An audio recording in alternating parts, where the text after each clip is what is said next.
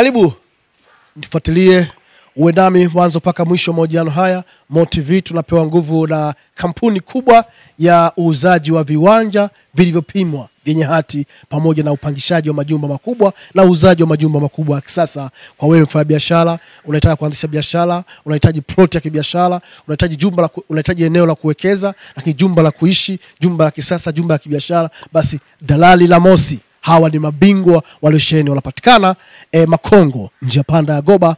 Njia ya Goba ndio makao makuu yao. Fika Dalali La Mosi uweze kujipatia huduma bora sambamba ambazo wanazitoa za uzaji wa viwanja vilivyopimwa, mago down, plot za kibiashara na vinginevyo.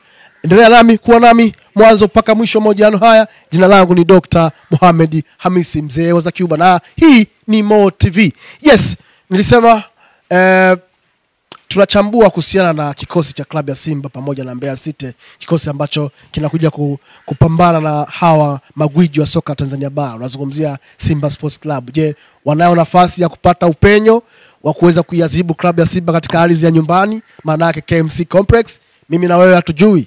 Fuatilia, kuwa nami katika mahojiano haya ujue tipsi mbalimbali ambazo zinaweza kupelekea kuona kwamba nani ambaye anaweza kaondoka na ushindi leo. Ukiangalia kocha cha Simba jana mara mwisho kimefanya mazoezi katika uwanja wa KMC Complex, lakini goalkeeper wa mfano, goalkeeper bora Afrika kwa sasa, Musa Pimpin Kamara, ambaye amemeki headline wiki hii baada ya kuingia kwenye kikosi bora cha mashindano kwenye kombe la kwenye hatua robo finali kombe la shirikisho barani Afrika. Ni miongoni mwa wachezaji ambao walikuwa na rate kubwa sana ya performance, rate ya 9. Yes, hatakuwa sehemu ya kikosi cha leo ambacho kinakwenda kumenyana na Mbeya City katika uwanja wa KMC Complex kwenye kombe la shirikisho la CRDB Federation Cup. Je, kukosekana kwa Musa Pimpin Kamara kuna madhara na replacement yake nani? Inasemekana taarifa ambazo zimefikia MoTV, Musa Pimpin Kamara atakuwa nje, lakini replacement yake atakuwa ni Ali Salum, mmoja wa goalkeeper bora sana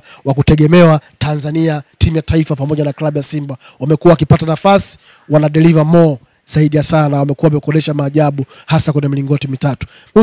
Musa Pimpin Kamara atakuwa jukwani akimshuhudia ndugu yake, rafiki yake Ali Salim akihudumu kwenye milingoti mitatu, kuiwezesha kuivusha timu yake hii ya klabu ya Simba kwenda kwenye hatua inayofuata. Lakini inasemekana eneo la ulinzi, center back, maana yake unazungumzia defender, top defender wa maana yake unazungumzia namba 5 na namba 4, inawezekana mabadiliko kufanyika. Hussein Kazi, moja mabeki bora sana ambao wako katika klabu ya Simba, anaweza kaanza leo. Lakini pia Shamu Karabo naye pia atakuwa ni mmoja wa wachezaji, na bwana mdogo Abdulrazak Hamza akaweza kupata mapumziko kutokana na kazi kubwa ambayo amefanya. Kwa eneo la kiungo, Mwalimu Fadu Davis anatarajia kufanya maboresho makubwa, hasa kumuingiza Dibla Fernandez Mavamba ambaye ameonekana hivi karibuni hapata nafasi kubwa sana kuanza kwenye eneo la kiungo. Kimwangalia kiasili, Dibla Fernandez Mavamba ni kiungo ni central midfielder, kiungo mshambuliaji na manane au kiasili, ambaye ana uwezo mkubwa sana wa kuchezesha timu kwenye eneo la mbele, hasa kwenye nyakati za ushambuliaji. Unazungumzia transition phase to attacking. Leo Dibla Fernandez Mavamba anaweza kaanza kwenye eneo la kiungo cha katikati, lakini Agustino Kejefa anaweza kuwa ni mmoja wa wachezaji ambao watapea kwenye eneo la pivot, double pivot kwenye eneo la katikati ya kiungo kama defensive midfielder, kuchukua nafasi ya Yusuf Kagoma ambaye anaonekana kuwa bora sana kwa mchezo wa nusu finali wa robo finali kwenda nusu ya kombe la shirikisho barani Afrika juzi pale Benjamin William Cup. Hayo ni baadhi ni matarajio, mabadiliko ambayo tunatarajia. Wewe mpenzi mtazamaji wa MoTV, tumekuletea iweze kujua kidogo kabla ya kuelekea mchezo wenyewe hapo majira saa 10. Eneo la shambuliaji la mbele, inawezekana Lionel Yateba akaanza leo, then Mkwara akapumzika, lakini pia Chasambi Radak eneo la kushoto anaweza pia kali mmoja wa wachezaji. Lakini Ali Awesu naye pia anaweza kupata nafasi kubwa ya kuanza leo kwenye kiungo namba 10 kwenye eneo la uchezeshaji, na Jean Charles Ahoua akapata nafasi ya kupumzika. Mara baada hapa klabu ya Simba itatangaza rasmi ratiba ya kuelekea michuano ya kimataifa ambayo anatarajia kuminyana na Stellenbosch kutoka pale nchini South Africa tarehe 20 kwenye dimba la Benjamin William Cup. Ratiba rasmi inatarajiwa kutolewa na idara ya habari mawasiliano ya klabu ya Simba chini ya Ahmed Hali ambaye ndio meneja au bosi wa idara hiyo hivi karibuni. Na tarehe 16 mwezi huu wa 4 klabu ya Simba kesho kutwa ina jambo lake muhimu. Nini? Endelea kusalia kwenye channel hii pendwa ya Mo TV uweze kujua nini Simba wanaletea hiyo tarehe 16. Lakini za ndani za Cuba zinatuambia kwamba inawezekana Simba akapewa gari jipya sana aina ya Eliza. Yes, mabosi wamekasirika kweli kweli, wakaamua kushusha usafiri mbora ambao unaendana na hadhi ya KVP, hadhi ya timu namba 4 baada ya Afrika kwa ubora. Wewe usicheze mbali na Mo TV.